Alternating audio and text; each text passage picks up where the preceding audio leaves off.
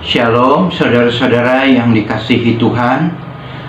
Mari kita kembali merenungkan firman Tuhan dengan tema pikiran.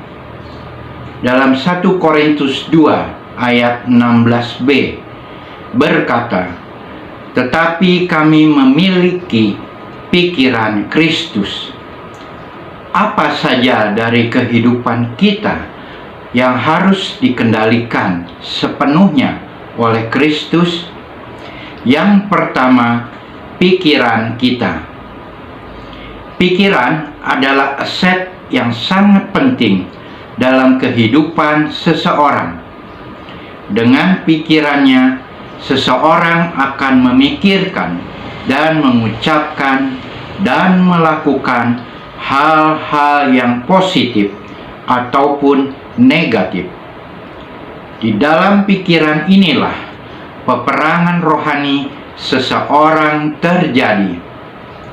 Tertulis di Efesus 6 ayat 12.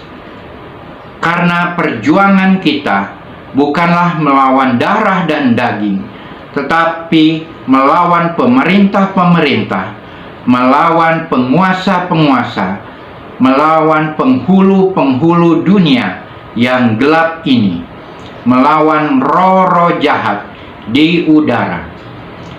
Jadi, peperangan melawan segala tipu daya iblis yang berusaha menyerang pikiran kita dengan siasatnya yang licik, sebab iblis paham benar betapa sulitnya bagi seseorang untuk menguasai dan mengekang pikirannya sendiri. Untuk menang melawan tipu muslihat iblis, kita harus menawan segala pikiran dan menaklukkannya kepada Kristus. Izinkanlah Roh Kudus memperbaharui pikiran kita dengan cara sediakan waktu secara intensif atau terus-menerus untuk membaca dan merenungkan firman Tuhan, supaya pikiran kita dipenuhi oleh kebenaran atau hal-hal yang positif. Sebab firman Tuhan adalah pedang roh bagi kita. Dalam Ibrani 4 ayat 12 berkata, "Sebab firman Allah hidup dan kuat dan lebih tajam daripada pedang bermata dua manapun. Ia menusuk amat dalam sampai memisahkan jiwa dan roh, sendi-sendi dan sumsum. Ia sanggup membedakan pertimbangan dan pikiran hati kita." Dengan pedang roh ini, kita dapat melawan setiap serangan iblis.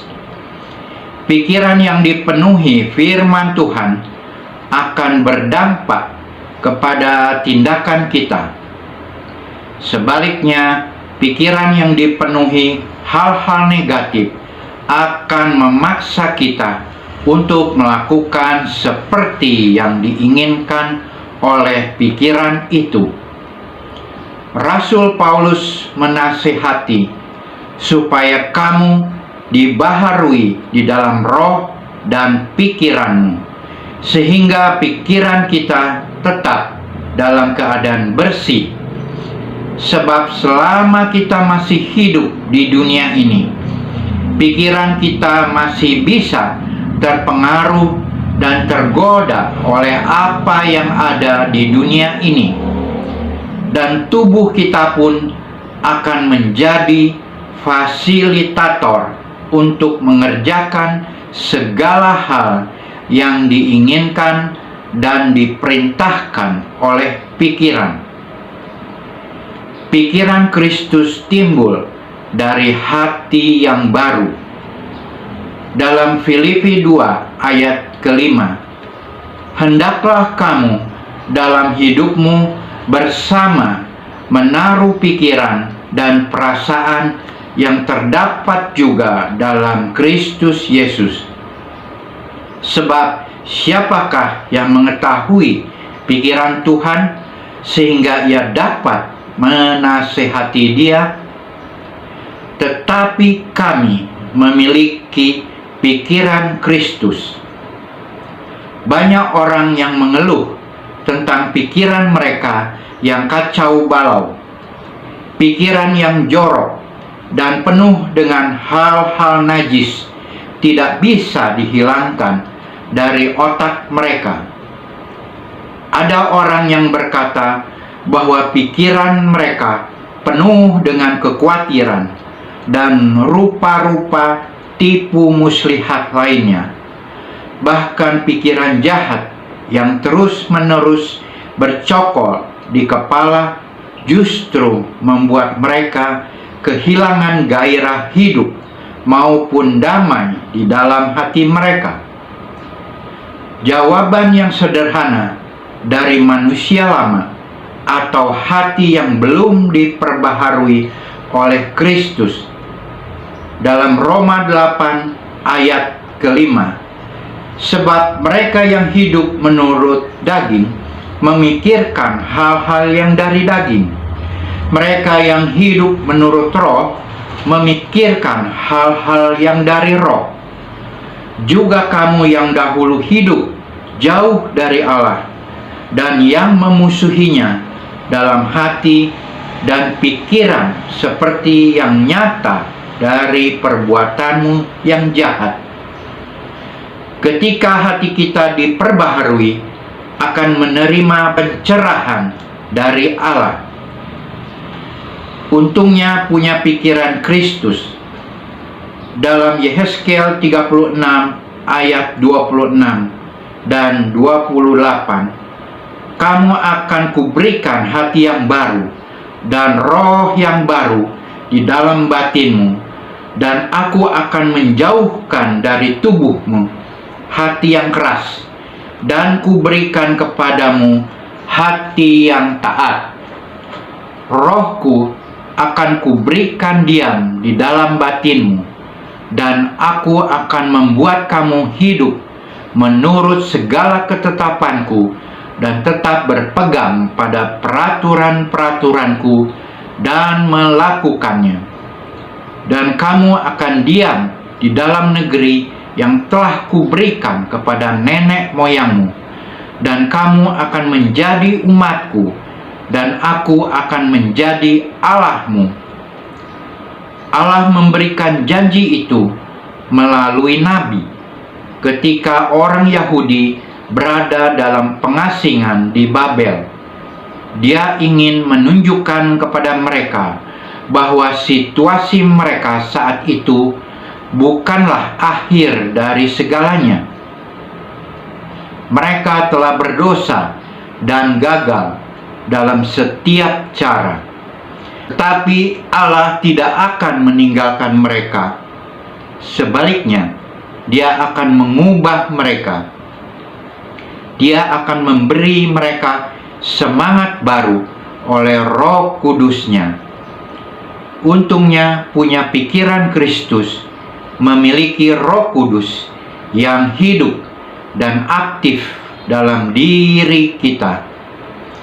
Pikiran Kristus sedang bekerja.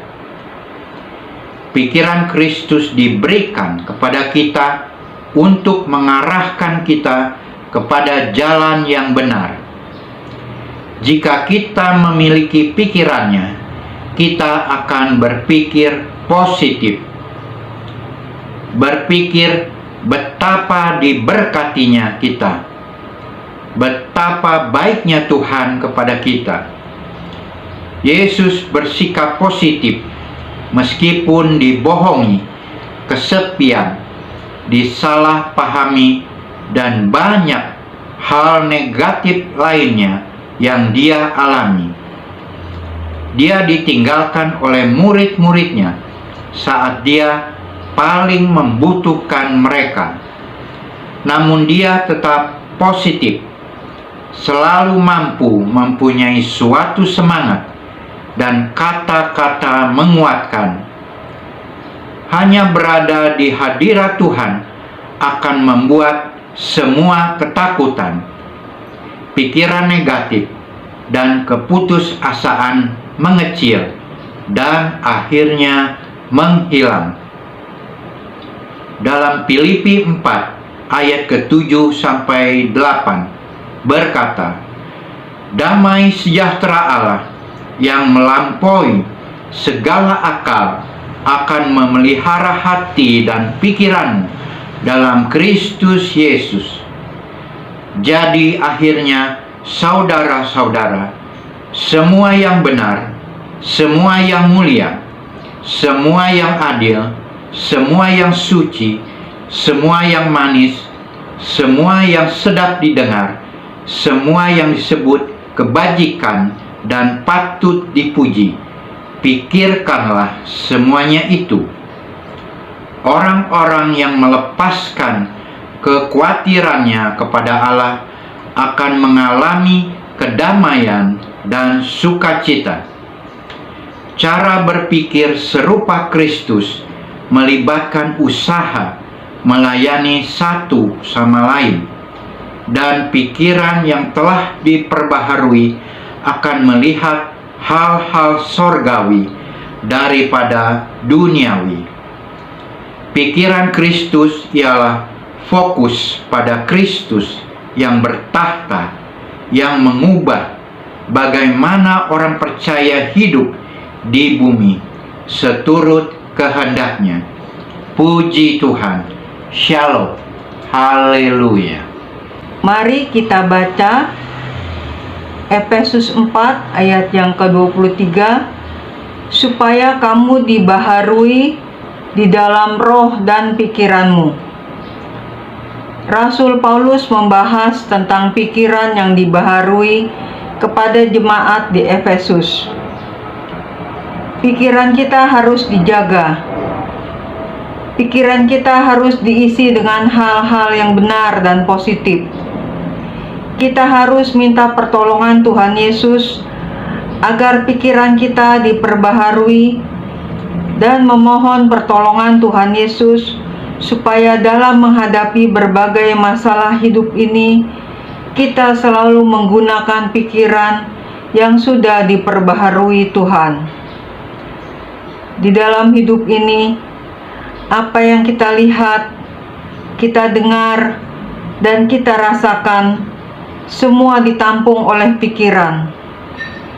Selanjutnya, diolah oleh otak atau pikiran kita yang akan memerintahkan bagian-bagian tubuh kita untuk meneruskannya dengan tindakan.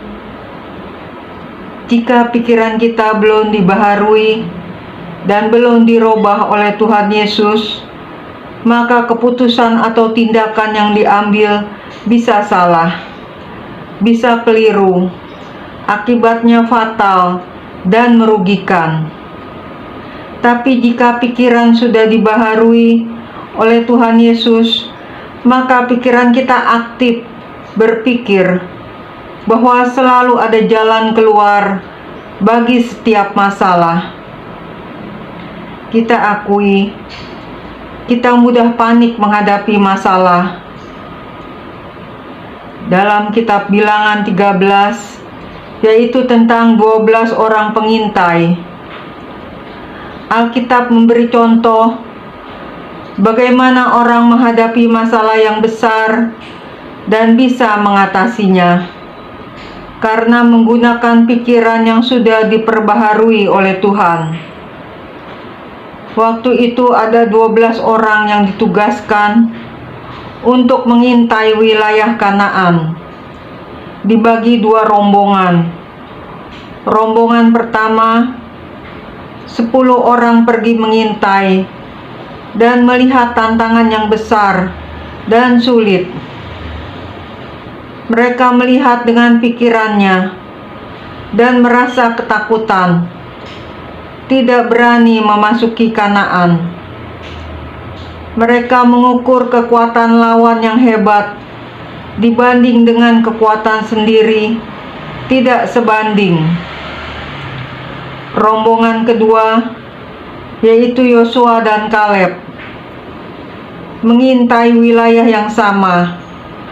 Mereka juga melihat kekuatan lawan, tetapi tidak gentar sedikit pun. Malah sebaliknya, siap maju menghadapi tantangan yang menghadang. Apa yang membedakan kedua rombongan tersebut? Yosua dan Kaleb tidak melihat dengan emosi dan perasaan. Kesulitan memang ada, tetapi tidak membuat Yosua dan Kaleb takut dan putus asa. Malah sebaliknya, mereka berani. Yosua dan Kaleb menggunakan pikiran yang sudah dibaharui. Bukankah Tuhan yang berjanji untuk menyerahkan wilayah Kanaan? Jika Tuhan berjanji, Tuhan pasti akan menyertai kita untuk mengalahkan musuh-musuh yang ada. Itulah pikiran yang sehat yang sudah diperbaharui. Kesulitan apapun tidak boleh membuat kita takut dan putus asa. Di dalam diri kita ada pikiran Tuhan yang dahsyat. Pikiran kita yang sudah dibaharui akan membuat kita bisa mengambil keputusan yang bijaksana. Mari kita isi pikiran kita dengan hal-hal yang baik dan benar. Jika pikiran Kristus menuntun hidup kita, maka dalam hidup kita akan memancarkan kemuliaan Tuhan Yesus. Amin. Tuhan Yesus memberkati.